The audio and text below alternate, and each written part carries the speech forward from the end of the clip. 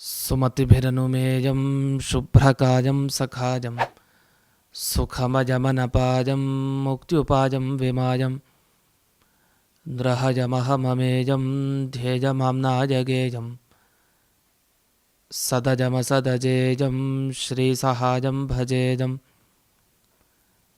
ಅಭ್ರಮಂ ಭಂಗರಹಿತಂ ಅಜಡಂ ವಿಮಲಂ ಸದಾ ಆನಂದತೀರ್ಥಮತುಲಂ ಭಜೆ ತಾಪತ್ರಯಾಪಹಂ ಭವತಿ ಯದನುಭಾವಾತ್ಯೇಡಮು ಕೋಪಿ ವಾಗ್ಮಿ ಜಡಮತಿರಪಿ ಜಂತುರ್ಜಾಯತೆ ಪ್ರಾಜ್ಞಮೌಲಿಃ ಸಕಲವಚನಚೇತೋ ದೇವತಾ ಭಾರತೀ ಸಾ ಮಮ ವಚಸಿ ನಿಧತ್ತಾಂ ಸನ್ನಿಧಿಂ ಮಾನಸೇ ಚ ಮಿಥ್ಯಾಸಿದ್ಧಾಂತದುರ್ಧ್ವಾಂತವಿಧ್ವಂಸನ ವಿಚಕ್ಷಣಃ ಜಯತೀರ್ಥಾಖ್ಯತರನಿರ್ಭಾಸತಾಂ ನೋ ಹೃದಂಬರೆ ಅರ್ಥಿಕಲ್ಪಿತಕಲ್ಪೋಯಂ ಪ್ರತ್ಯರ್ಥಿಗಜಕೇಸರಿ ವ್ಯಾಸತೀರ್ಥಗುರುರ್ಭೂಯಾದಸ್ಮದಿಷ್ಟಾರ್ಥಸಿದ್ಧಯೇ ಪೂಜ್ಯಾಯ ರಾಘವೇಂದ್ರಾಯ ಸತ್ಯಧರ್ಮರತಾಯ ಚ ಭಜತಾಂ ಕಲ್ಪವೃಕ್ಷಾಯ ನಮತಾಂ ಕಾಮಧೇನವೇ ತಪಸ್ವಾಧ್ಯಾಯ ಶುಶ್ರೂಷಾ ಕೃಷ್ಣಪೂಜಾರತಂ ಮುನಿಂ ವಿಶ್ವೇಶಮಿಷ್ಟದಂ ವಂದೇ ಪರಿಮ್ರಾಟ್ ಚಕ್ರವರ್ತಿನಂ ಶ್ರೀಗುರುಭ್ಯೋ ನಮಃ ಹರಿ ಓಂ. ಇಂದಿನ ಸಂಚಿಕೆಯಲ್ಲಿ ಯಮಕ ಭಾರತದ 10ನೇ ಶ್ಲೋಕದ ಚಿಂತನೆ. 10ನೇ ಶ್ಲೋಕ ಹೀಗಿದೆ: ತಸ್ಯ ಸುಶರ್ಮಾಣ್ಯಕರೋ ದರಿಣೋ ಗರ್ಗಃ ಸದುಕ್ತಿ ಕರ್ಮಾಣ್ಯಕರೋತ್ ಅವದನ್ನಾಮಾನಮಯಂ ಜಗದಾದಿಂ ವಾಸುದೇವನಾಮಾನಮಯಂ. ಈ ಶ್ಲೋಕದಲ್ಲಿ ಅದೇ ಒಂದೇ ಪದವನ್ನು 2 ಬಾರಿ ಹಾಕಿದ್ದಾರೆ. ಯಾವುದು? ಮೊದಲನೇ ಸಾಲಿನಲ್ಲಿ ಸುಶರ್ಮಾಣ್ಯಕರೋ, ನೆಕರೋ ಅಂತ ಒಂದು ಶಬ್ದ ಕೇಳುತ್ತೆ. 2ನೇ ಲೈನನ್ನು ಗಮನಿಸಿದ್ರೆ ಅಲ್ಲೂ ಸದುಕ್ತಿ ಕರ್ಮಾಣ್ಯಕರೋ ಅಂತ ಶಬ್ದ ಕೇಳ್ತಾ ಇದೆ. ಇನ್ನು 3, 4ನೇ ಸಾಲಿನಲ್ಲಿ ನಾಮಾನಮಯಂ, ನಾಮಾನಮಯಂ ಅಂತ ಈ ಶಬ್ದ ಕೇಳ್ತಾ ಇದೆ. ಈ ಶ್ಲೋಕದಲ್ಲಿ ವರ್ಣಿಸುವಂಥ ಘಟನೆ ಇದು. ಕೃಷ್ಣನಿಗೆ ನಾಮಕರಣ, ಹಾಗೆ ಇನ್ಯಾವ ಸಂಸ್ಕಾರಗಳು ಮಗುವಿಗೆ ಆಗಬೇಕಾಗಿದೆ ಅದೆಲ್ಲ ಕೃಷ್ಣ ಮಗುವಾಗಿದ್ದಾಗ ಎಲ್ಲ ಸಂಸ್ಕಾರಗಳು ಅವನಿಗೆ ನೆರವೇರಿತು. ಯಾರು ಮಾಡಿದರು ಈ ಸಂಸ್ಕಾರಗಳನ್ನೆಲ್ಲ ಮಾಡಬೇಕಾದ್ರೆ ಪುರೋಹಿತರನ್ನು ಕರಿಬೇಕು. ಯಾರದು ಪುರೋಹಿತರು? ಗರ್ಗಾಚಾರ್ಯರು. ಗರ್ಗಾಚಾರ್ಯರನ್ನು ಕರೆಸಿ ಕೃಷ್ಣನಿಗೆ ನಾಮಕರಣ, ಜಾತಕರ್ಮ, ಏನೇನು ಸಂಸ್ಕಾರಗಳಿದೆ ಅದನ್ನೆಲ್ಲ ಕೊಡಿಸಿದರು ಅಂತ ಹೀಗೆ ಈ ಶ್ಲೋಕದ ವರ್ಣನೆ ಇದೆ.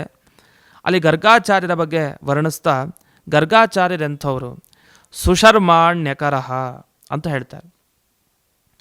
ಸುಶರ್ಮ ಅಣ್ಯಕರ ಅಂತ ಅದನ್ನು ಬಿಡಿಸ್ಕೊಡೋದು.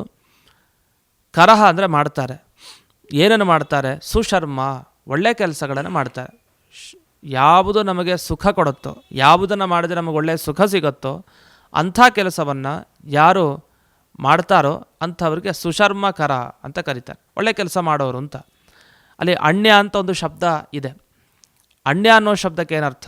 ಒಳ್ಳೆಯ ಕರ್ಮ ಮಾಡಿ ಭಗವಂತನಿಂದ ನಾವು ಅನುಗ್ರಹವನ್ನು ಪಡಿಬೇಕು, ಅದೆಲ್ಲ ಭಗವಂತನಿಗೆ ಸಮರ್ಪಣೆ ಮಾಡಬೇಕು. ಹೀಗೆ ಜ್ಞಾನಪೂರ್ವಕವಾಗಿ ಕರ್ಮಗಳನ್ನು ಮಾಡಿ ಅದರ ಮುಖಾಂತರ ಭಗವಂತನನ್ನು ಹೊಂದುವಂತಹದ್ದನ್ನು ಮಾಡ್ತಾ ಇರಬೇಕು. ಅದು ಯಾವುದು ಅಂದರೆ ಸತ್ಕರ್ಮಗಳು. ಅವನ ಬಗ್ಗೆ ಇರುವಂತಹ ಈ ನಾಮಗಳ ಉಚ್ಚಾರಣೆ ಮಾಡೋದು, ಅಂದರೆ ದೇವರ ಹೆಸರುಗಳನ್ನು ಹೇಳಿ ಭಗವಂತನ ಕೀರ್ತನೆ ಮಾಡ್ತಾ ಇರೋದು. ಹೀಗೆ ಅನೇಕ ರೀತಿಯಾಗಿ ದೇವರ ಸೇವೆ ಮಾಡಲಿಕ್ಕೆ ಅವಕಾಶ ಇದೆ. ಅದರಲ್ಲಿ ಗರ್ಗಾಚಾರ್ಯರು ತಾವು ಜ್ಞಾನಪೂರ್ವಕವಾಗಿ ಚೆನ್ನಾಗಿ ತಿಳಿದುಕೊಂಡು, ಸಾಮಾನ್ಯ ವ್ಯಕ್ತಿ ಅಲ್ಲ ಕೃಷ್ಣ, ಇವನು ದೇವರೇ ಅನ್ನುವ ಜ್ಞಾನ ಇದ್ದು ಅವರು ಪ್ರತಿಯೊಂದು ಕರ್ಮಗಳನ್ನು ತಾವು ಪುರೋಹಿತರಾಗಿ ಬಂದು ಆಚರಿಸ್ತಾ ಇದ್ದರು.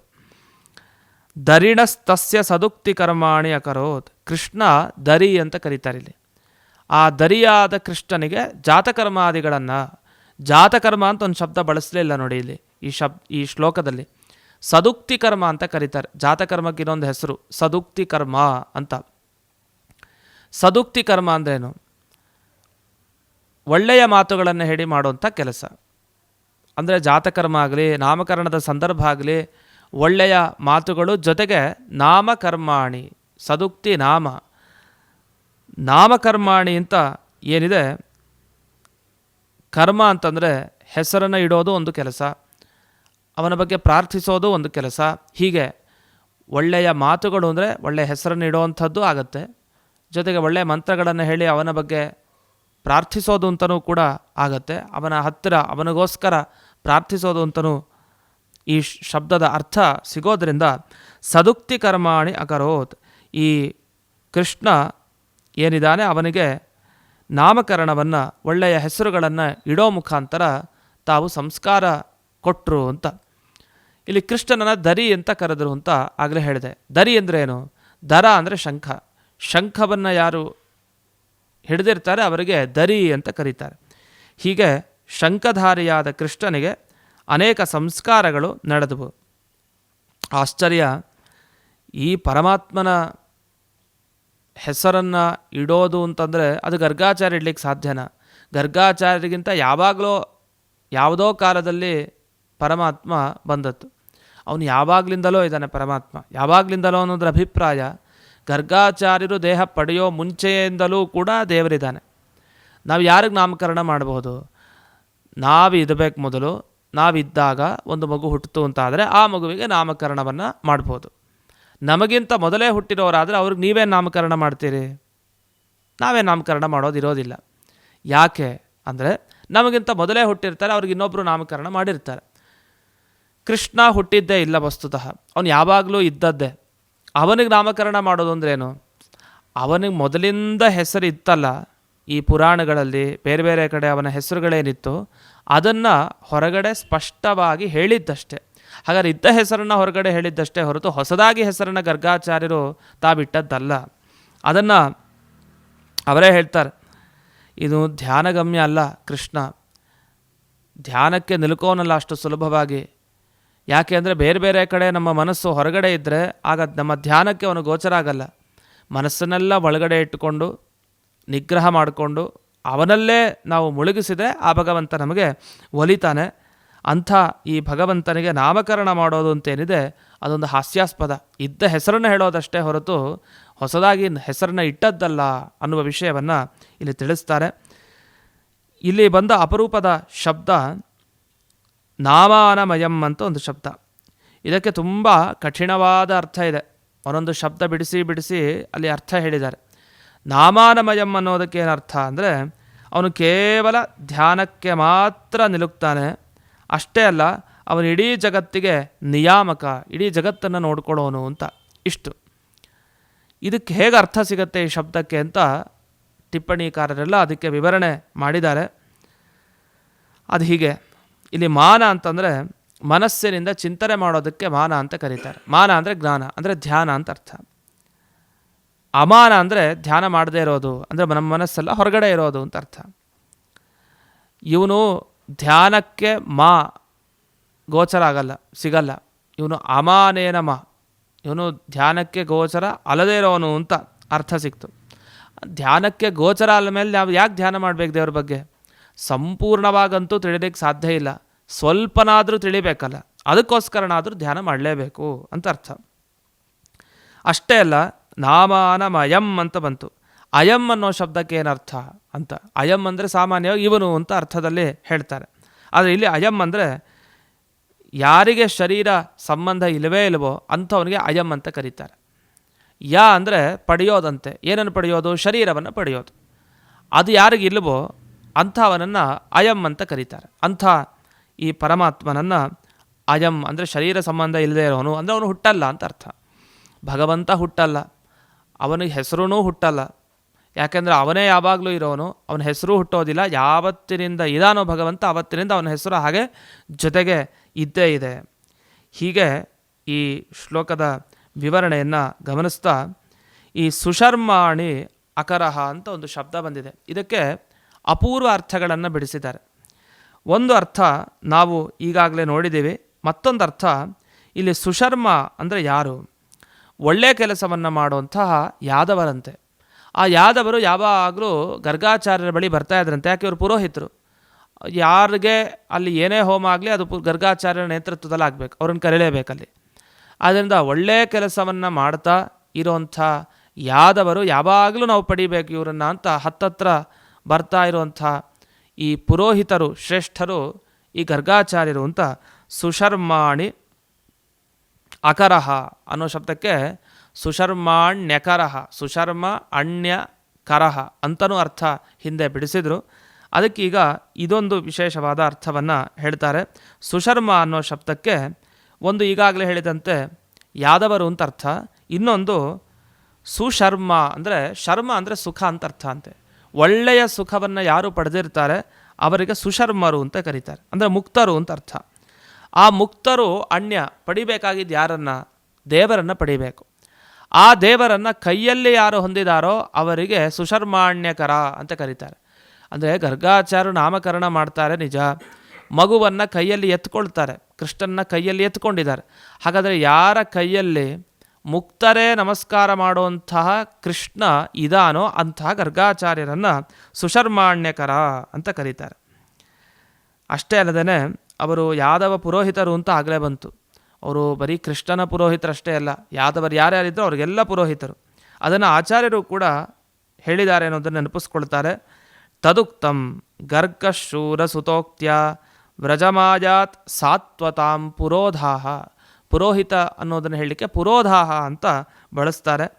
ಹೀಗೆ ಅನೇಕ ಅರ್ಥಗಳನ್ನು ಈ ಶಬ್ದಕ್ಕೆ ತಿಳಿಸಿದ್ದಾರೆ. ಅಷ್ಟೇ ಅಲ್ಲದೆ ಅವರು ಕ್ಷತ್ರಿಯರಿಗೆ ಯೋಗ್ಯವಾದ ಸಂಸ್ಕಾರಗಳನ್ನು ಕೃಷ್ಣನಿಗೆ ಮಾಡ್ತಾರೆ ಅಂತ ಬರುತ್ತೆ. ಹಾಗೆ ಬಲರಾಮನಿಗೂ ಮಾಡ್ತಾರೆ. ಅಲ್ಲಿ ಊಚೆ ನಂದಸುತೋಯಂ ತವ ವಿಷ್ಣೋರ್ನ ಅವಮೋಗುಣೈ ಸರ್ವೈಹಿ.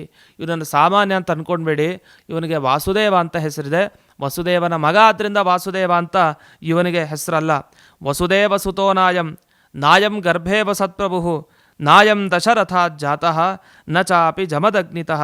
ಜಮದಗ್ನಿಯಿಂದ ಹುಟ್ಟಿದವರಲ್ಲ ಪರಶುರಾಮ ದೇವರು.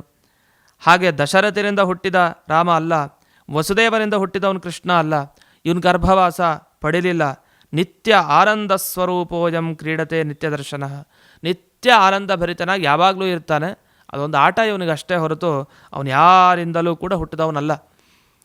ಹಾಗಾದ್ರೆ ಅವನಿಗೆಲ್ಲ ಹೆಸರಿಡೋದು ಹೇಗೆ? ಹೆಸರಿಡೋದು ಅಂದರೆ ಅದು ಭಗವಂತನ ನಾಮಸ್ಮರಣೆ ಮಾಡಿದರು ಅಂತ ಅರ್ಥ ಗರ್ಗಾಚಾರ್ಯರು, ಅಷ್ಟೇ ಹೊರತು ಅವ್ರ ಹೆಸರನ್ನು ಇಟ್ಟಿದ್ದು ಅಂತ ಅರ್ಥ ಅಲ್ಲ. ಅಷ್ಟೇ ಅಲ್ಲದೆ ವಾಸುದೇವ ಅಂತ ಕರೆಯೋದು ಯಾತಕ್ಕೆ ಅಂತಂದರೆ ಅದಕ್ಕೆ ಹೇಳ್ತಾರೆ, ವಸುದೇವನ ಮಗ ಅನ್ನೋದು ಮುಖ್ಯ ಅಲ್ಲ. ಅವನು ಎಲ್ಲರ ಈ ದೇವತಾ ಸಮುದಾಯ ಏನಿದೆ ಆ ದೇವತಾ ಸಮುದಾಯಕ್ಕಿಂತ ಶ್ರೇಷ್ಠ. ಆದ್ದರಿಂದ ಅವನು ದೇವ. ವಸು ಅಂದರೆ ಆ ದೇವತೆಗಳಲ್ಲಿ ವಾಸ ಮಾಡ್ಕೊಂಡಿರ್ತಾನೆ, ಇಡೀ ಪ್ರಪಂಚದಲ್ಲಿ ವಾಸ ಮಾಡ್ಕೊಂಡಿರ್ತಾನೆ. ಹಾಗೆ ಎಲ್ಲ ಕಡೆ ವಸು ವಾಸ ಮಾಡ್ತಾ ಇದ್ದು ಎಲ್ಲ ಕಡೆ ಆಟ ಆಡ್ತಾ ಇದ್ದಾನೆ. ಅದರಿಂದ ವಾಸುದೇವ ಅಂತ ಅವನಿಗೆ ಕರೀತಾರೆ. ಗರ್ಗಾಚಾರ್ಯರನ್ನು ಹಿಡಿದು ಯಶೋದೆಯನ್ನು ಹಿಡಿದು ಎಲ್ಲರನ್ನೂ ಆಟ ಆಡಿಸ್ತಾನೆ ಪರಮಾತ್ಮ. ಆದ್ದರಿಂದ ಅವನನ್ನು ವಾಸುದೇವ ಅಂತ ಹೀಗೆಲ್ಲ ಶಬ್ದಗಳಿಂದ ಕರೀತಾರೆ. ಕೃಷ್ಣ ಅಂತ ಯಾಕೆ ಕರೀತಾರೆ? ಹೀಗೆ ಪ್ರತಿಯೊಂದು ಶಬ್ದಗಳು ಅವನಲ್ಲಿ ಒಂದೊಂದು ಅದ್ಭುತವಾದ ಗುಣಗಳನ್ನೇ ಹೇಳ್ತಾ ಇದ್ದಾವೆ ಅಂತ ಈ ರೀತಿ ಈ ಶ್ಲೋಕದಲ್ಲಿ ಭಗವಂತನಿಗೆ ನಾಮಕರಣ ಜಾತಕರ್ಮಾದಿ ಸಂಸ್ಕಾರಗಳನ್ನು ಮಾಡಿದರು ಗರ್ಗಾಚಾರ್ಯ ಎನ್ನುವ ವಿಷಯವನ್ನು ಪ್ರಧಾನವಾಗಿ ಇಟ್ಟುಕೊಂಡು ವರ್ಣನೆ ಮಾಡಲಾಗಿದೆ. ಈ ಶ್ಲೋಕದ ಪಾರಾಯಣದಿಂದ ನಾವು ಏನನ್ನು ಪಡೀಬಹುದು, ಇದರ ಫಲಶ್ರುತಿ ಏನು ಅಂತ ಗಮನಿಸಿದಾಗ, ಮಕ್ಕಳಿಗೆ ಸಂಸ್ಕಾರ ಮಾಡಬೇಕಾದ್ರೆ ಒಂದು ನಾಮಕರಣನೋ ಅಥವಾ ಮತ್ತೊಂದು ಸಂಸ್ಕಾರಗಳನ್ನು ಮಾಡ್ತಾ ಇರ್ತೀವಿ. ಆ ಸಂದರ್ಭದಲ್ಲಿ ಮಗುವಿಗೆ ಒಳ್ಳೆಯದಾಗತ್ತೆ. ಆಗ ನಾವು ಈ ಶ್ಲೋಕಗಳನ್ನು ಪಾರಾಯಣ ಮಾಡಬೇಕು. ಈ ಶ್ಲೋಕ ಪಾರಾಯಣ ಮಾಡಿದಾಗ ಚಿಕ್ಕ ಮಕ್ಕಳಿಗೆ ತುಂಬ ಒಳ್ಳೆಯದು. ಆ ಹೆಸರನ್ನು ನಾವೇನು ಇಡ್ತೀವಿ, ನಾವು ಕೆಲವ್ರು ಏನು ಮಾಡ್ತೀವಿ, ಏನೇನೋ ಹೆಸರಿಡ್ತಾ ಇರ್ತೀವಿ. ಅದರ ಬದಲು ಈ ಶ್ಲೋಕವನ್ನು ನೆನಪಿಸ್ಕೊಂಡಾಗ ಕೃಷ್ಣ, ವಾಸುದೇವ ಈ ಥರದ ಭಗವಂತನ ಉತ್ತಮ ಹೆಸರುಗಳಿದೆ, ಆ ಹೆಸರನ್ನು ಇಡೋ ಥರ ಆಗಬೇಕು. ಜೊತೆಗೆ ಯಾವುದೇ ಒಂದು ಹೆಸರನ್ನು ಇಟ್ಟಾಗಲೂ ಶ್ಲೋಕದ ಈ ಪಾರಾಯಣವನ್ನು ಮಾಡ್ತಾ ಇದ್ದಾಗ ಆ ಮಗುವಿಗೆ ಒಳ್ಳೆಯದಾಗತ್ತೆ. ಆದ್ದರಿಂದ ಶಿಶುಗಳಿಗೆ, ವಿಶೇಷವಾಗಿ ಮಕ್ಕಳಿಗೆ, ಚಿಕ್ಕ ಮಕ್ಕಳಿಗೆ ಅನುಗ್ರಹವನ್ನು ಮಾಡುವಂತಹ ಈ ಶ್ಲೋಕವನ್ನು ಪಾರಾಯಣ ಮಾಡೋಣ ಅಂತ ಹೇಳ್ತಾ ಈ ಜ್ಞಾನ ಸಂಚಿಕೆಯ ಪ್ರಾಯೋಜಕತ್ವವನ್ನು ವಹಿಸಿದವರು ಶ್ರೀ ರಾಮಚಂದ್ರನ್ ಮತ್ತು ಕುಟುಂಬ, ಚಿಕ್ಕಲಸಂದ್ರ, ಬೆಂಗಳೂರು. ಇವರಿಗೆ ವಿಶೇಷವಾಗಿ ಭಗವಂತನ ಕೃಷ್ಣನ ಅನುಗ್ರಹ ಆಗಲಿ ಅಂತ ಪ್ರಾರ್ಥಿಸ್ತಾ, ಇವರ ಕುಟುಂಬಕ್ಕೆ ವಿಶೇಷವಾಗಿ ಶ್ರೇಯೋಭಿವೃದ್ಧಿ ಆಗಲಿ ಅಂತ ಪ್ರಾರ್ಥಿಸ್ತಾ ಈ ಉಪನ್ಯಾಸವನ್ನು ಅಸ್ಮದ್ ಗುರುವಂತರ್ಗತ ವ್ಯಾಸತೀರ್ಥ ಗುರುವಂತರ್ಗತ ಭಾರತೀರಮಣ ಮುಖ್ಯ ಪ್ರಾಣಾಂತರ್ಗತ ಶ್ರೀಮನ್ಮೂಲ ಗೋಪಾಲಕೃಷ್ಣನಿಗೆ ಅರ್ಪಣೆ ಮಾಡ್ತಾ ಇದ್ದೇನೆ. ಶ್ರೀಕೃಷ್ಣಾರ್ಪಣಮಸ್ತು.